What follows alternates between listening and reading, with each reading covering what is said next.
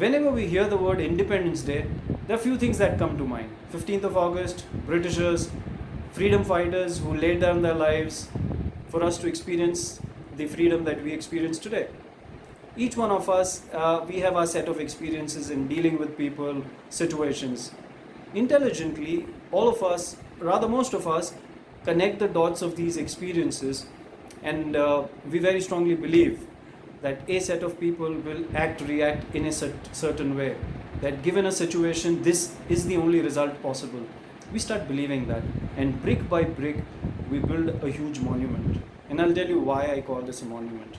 Because subconsciously, after a while, we start doing everything we can to protect that monument of self-belief.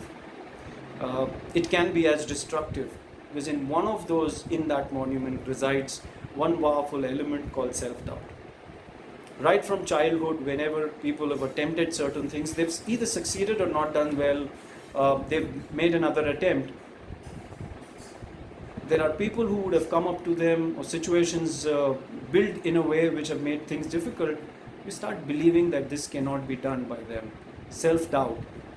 And in some cases, it has become so humongous and so huge that it becomes very, very difficult to think straight in that case. Do we identify that, and do we make an attempt to be liberated from that self-doubt? Will be our, in the truest sense, independence. Anger. Extremely expensive emotion to have, because we lose a lot when it is channelized in the wrong direction. In cases, it is, most cases in fact, it is the wrong way that it is channelized. In cases when it is channelized right, a thought becomes a movement, a day that we are celebrating today, 15th of August. But in most cases, it's channelized the other way. We've seen people spoil relationships for forever, if not long term, but forever. Businesses crumble because the highest extreme form of anger manifests itself in ego and unrelenting ego. We've seen that break many institutions, organizations, and individuals.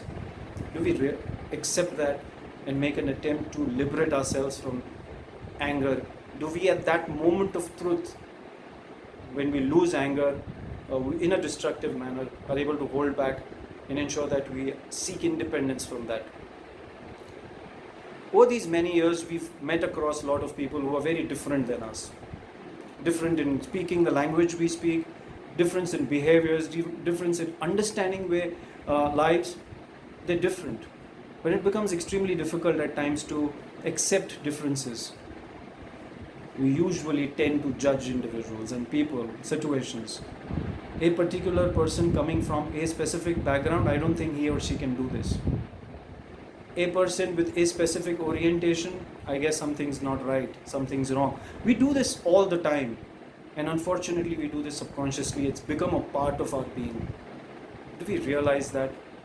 Can we seek real independence from the fact that we do not judge individuals, but look at the merit of a person in the situation? And I think being judgmental for one is building self-confidence for the is ensuring they lose self-confidence and building self-doubt for the other. These three large elements of self-doubt, anger, and being very judgmental or being judgmental, what do we do to break free from those? And that, in that sense, will be the truest independence, because for a fact, they are not a part of the monument. Seemingly, they reside in that monument, but it holds us as prisoners in that monument of self-belief. Not self-belief, but the belief system we have created. In the truest sense, do we ensure that we break down these three large and extremely destructive elements, self-doubt, anger, and being judgmental? In that sense, will be our truest independence. And it will be the true tribute to those many people who have laid down their lives for us to experience the truest freedom. Thank you very much. Thank you.